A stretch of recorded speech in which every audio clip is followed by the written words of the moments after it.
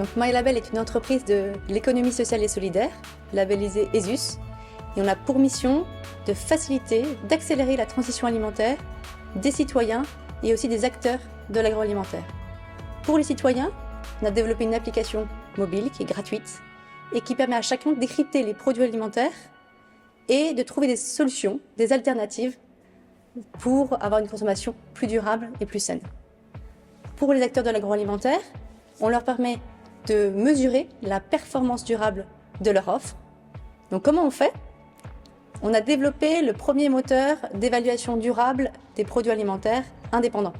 Et on permet d'évaluer plus de 3 millions de produits alimentaires de façon personnalisée.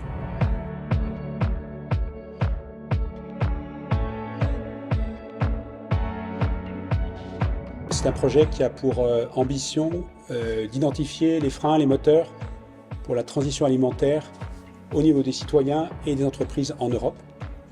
C'est un budget d'environ 12 millions d'euros, dont 300 000 environ pour MyLabel. Et ce qu'on souhaite, c'est fournir à tous les acteurs, niveau européen, niveau entreprise et niveau citoyen, des moyens d'agir sur cette transition alimentaire à partir des recherches qu'on va contribuer à mener durant les 5 ans du projet.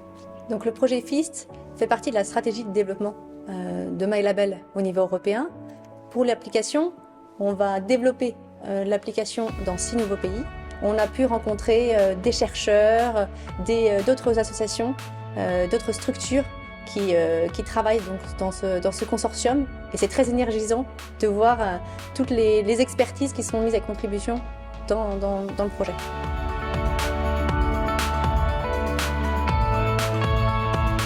En tant que PME, on s'est tourné vers des partenaires, comme l'agence, qui nous ont permis d'identifier quel type de projet, type de financement pouvait nous aider à nous développer. Et notamment, on a identifié ces projets européens, qui sont de plusieurs natures. Et c'est vraiment en dialoguant avec nos interlocuteurs de l'agence qu'on a pu identifier qu'est-ce qui était approprié pour nous à notre étape de développement et dans quel timing et quel effort.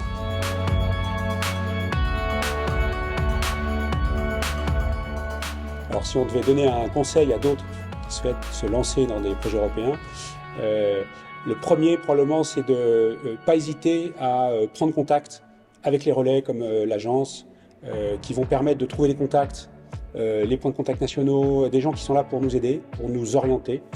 La deuxième chose c'est d'être persévérant. Nous c'est à la 3e tentative qu'on a réussi un projet. Et il y a un effet boule de neige où on est connu et on connaît des gens qui vont nous aider. Et puis la 3e chose, c'est de bien mesurer l'effort que ça demande dans la durée de réaliser un gros projet comme ça pour en tirer le meilleur bénéfice.